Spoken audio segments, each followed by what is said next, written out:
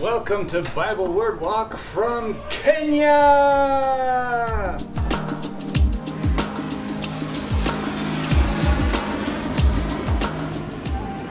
Well, today we're walking through Genesis 1:3.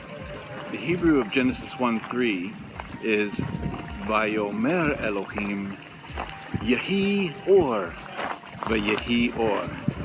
Let's walk through that.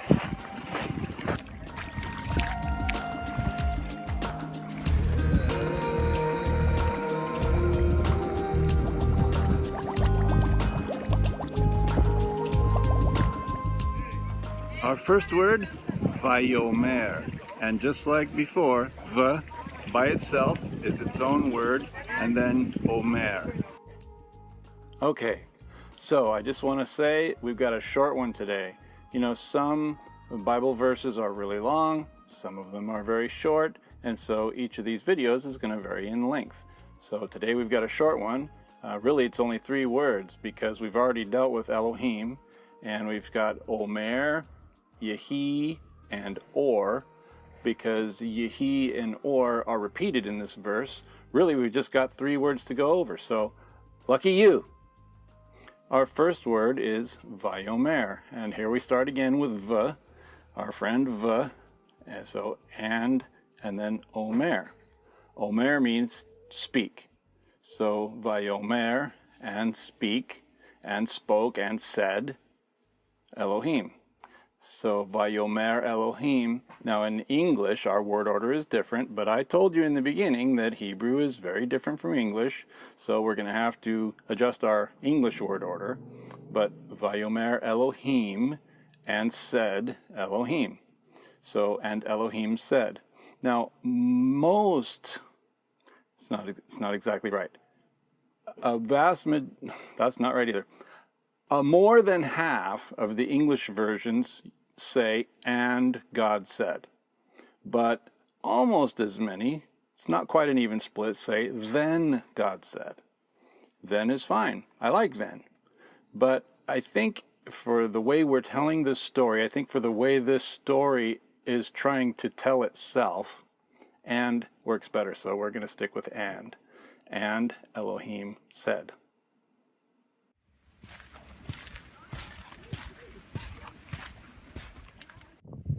We've already covered Elohim, so let's move on to our next word. Our next word is Yehi Or. Actually, Yehi. Yehi. Now, Yehi is the form of Haya, which is to be. So Yehi is to be. So be is really what Yehi means. There's no let, like in the sense of allow. Let there be light. Let there be. It's fine. I mean, as I said earlier, we're trying to get the meaning into English, so sometimes we have to flesh things out a little more. In any language, going from one to another, sometimes you have one word in your source language that really requires multiple words in your language in order to get the meaning across. And it works the other way too. Sometimes multiple words, a whole sentence in one language, can be rendered in your language very simply with one word or an expression, especially with slang. Well, in this case, we have it like that. So let there be light, that's fine. And almost every single English version says that. Let there be light. And there was light.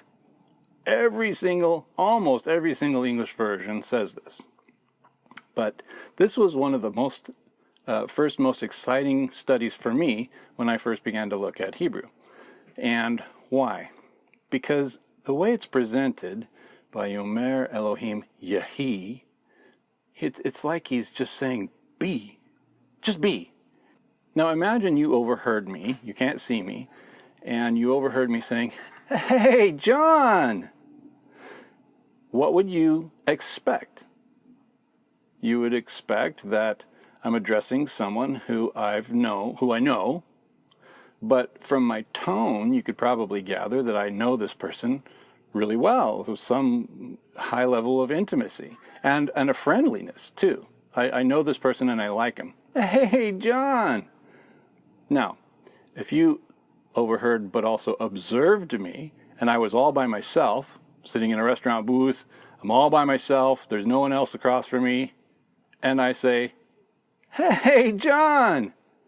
And the second I say it, there's a person facing me who looks like what you would have expected. Somebody who knows me and we're friends. The very fact that the conceptualization of this person who I know so well, when I spoke their name, that whole idea was represented right across from me, came into being right there. That's how I see this creation of light. I see it as though God had the complete conception of what he wanted already in mind, and the very act of addressing it caused it to be there just like he thought. So that's how I see this verse. It's like he's all alone. He's got nothing. He's got this tohu babohu below him. He takes his breath and he says, it's almost like he addresses the light. "Hey, light!"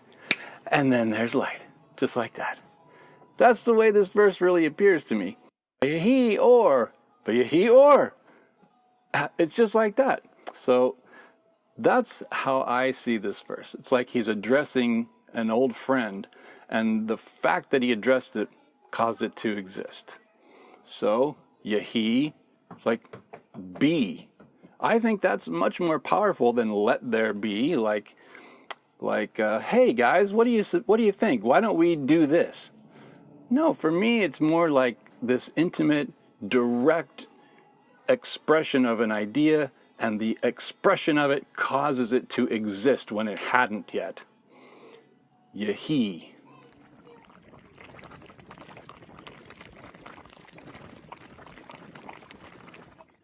And so that brings us to or. Or is light. Or means light. That's pretty straightforward. We could stop right there. But you know me, we can't stop right there. Or means light. Now, a lot of people complain about the Bible, and they say the Bible is stupid because here you've got the Bible saying that God created light, but there's not even any sun, not even any stars. Come on, how dumb is this Bible? Well, it's not dumb. The sun and the stars aren't the only places light comes from. You say, but in this primordial creation of the universe, there would be no other source of light. In fact, they're called sources of light, luminaries. All right, fine. If you're a scientist, remember I said the Bible is not trying to be a scientific paper. The Bible is truth poetically expressed. So God said, be light.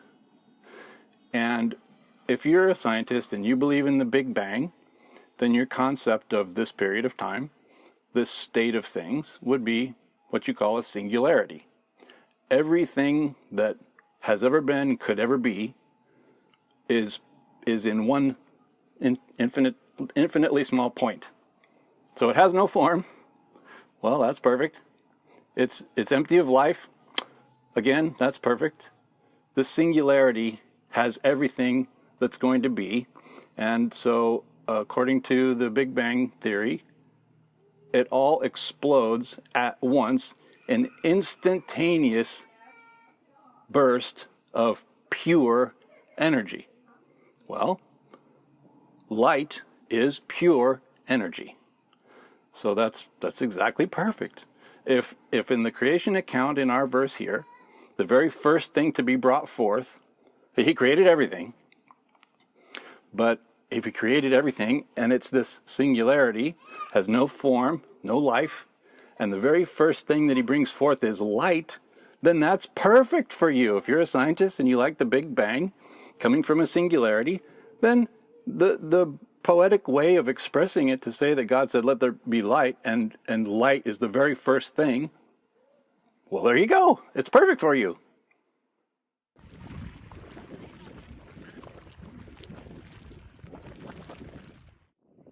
Our last words, Vayehi and or again. Vayehi or and light. And we close our verse off rapidly and nicely. V'yehi or. He says, Yehi or, and what do you know? Yehi or. So it's hard for me. It's been very hard for me to figure out how to best render this into English.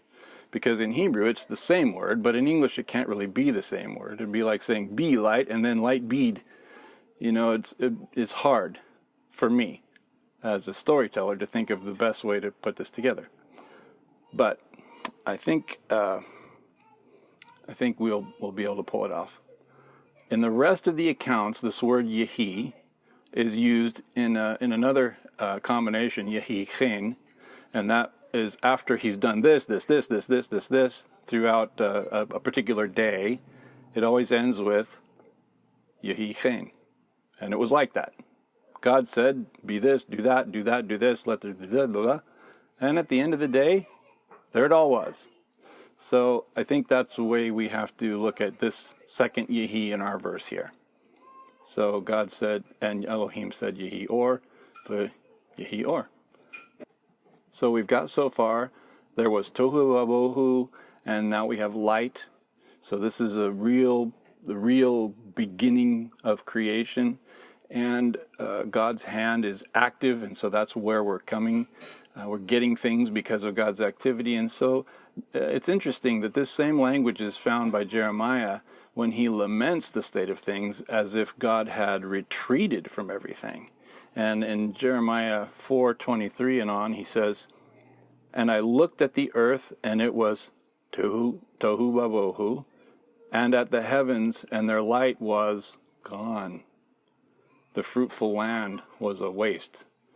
Wow, he's looking back at this creation story, and he's saying, well, God took tohu vabohu and brought forth light. Now I'm looking at this state of things, and the light is gone, and it's all back to tohu vabohu again. Wow, that's very frightening from Jeremiah's perspective. Okay, so how are we going to render this verse? Let's get our running start. To begin with, Elohim created the heavens and the earth.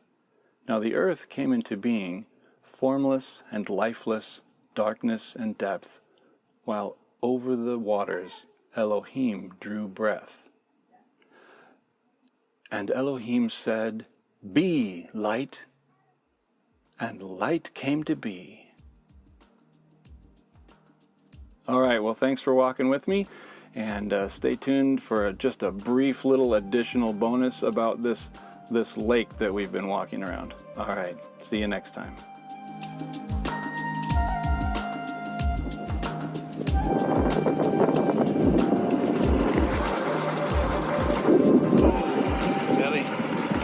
So I'm being told that by the local people here that these tiny little springs that I think are neat are the last remnants of what used to be pretty nice geysers here. And what happened is, not too far away, there's another crater, actually one of the largest craters in the world, and they have begun to use it for geothermal power. And somehow their excavations have released pressure that used to come up through this part of the lake and shoot up these big geysers. And so they've actually completely removed the tourist attraction that used to be here, or the, better said, natural feature that used to be here with many hot springs and geysers. And it's just one little example of how interconnected God's creation really is.